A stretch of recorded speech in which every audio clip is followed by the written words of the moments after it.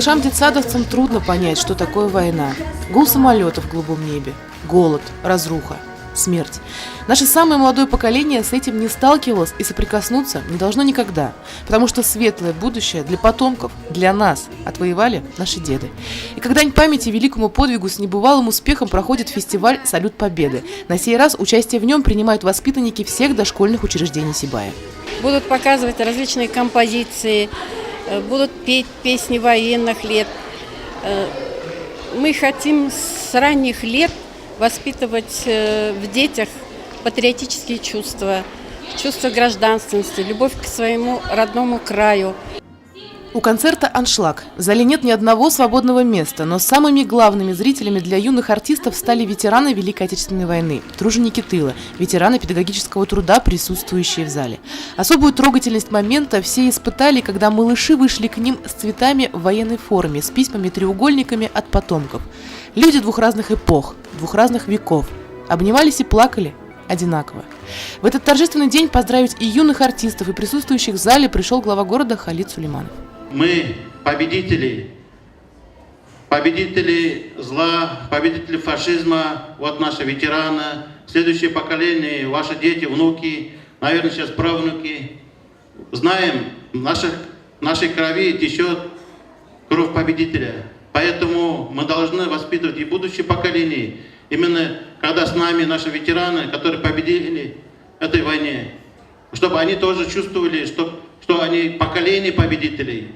Я выражаю благодарность, дорогие наши дети, за этот праздник вам.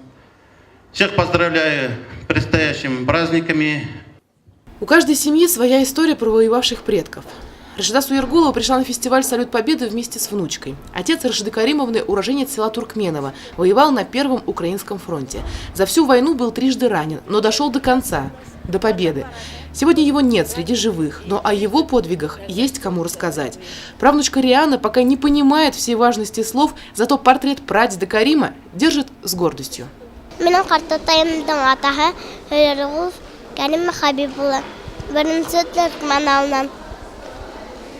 Бірінші Украина фронтында пулеметчик болып соғыша. Үш тапқыр соғышта көрсеткен батырлықтары үшін медалымен бүләкләнә. Ең өзі қаршылап, үйленіп, 5 бала өстеріп, туған 3-ші елда вафат була. 9 мая для нас это большой праздник. С маленьких лет мы все дома видели, как он готовился к 9 мая. Нас готовил.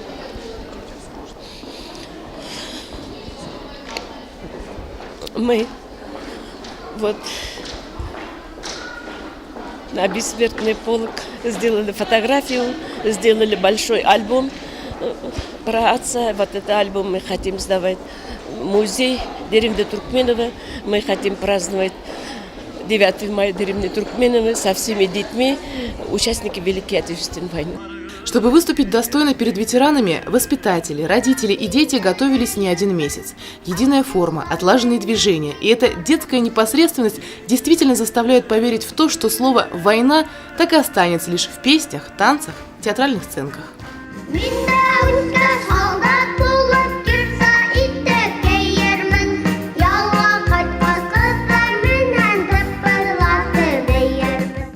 Марафон фестиваля «Салют Победы» среди дошкольных учреждений Сибая продолжался несколько часов.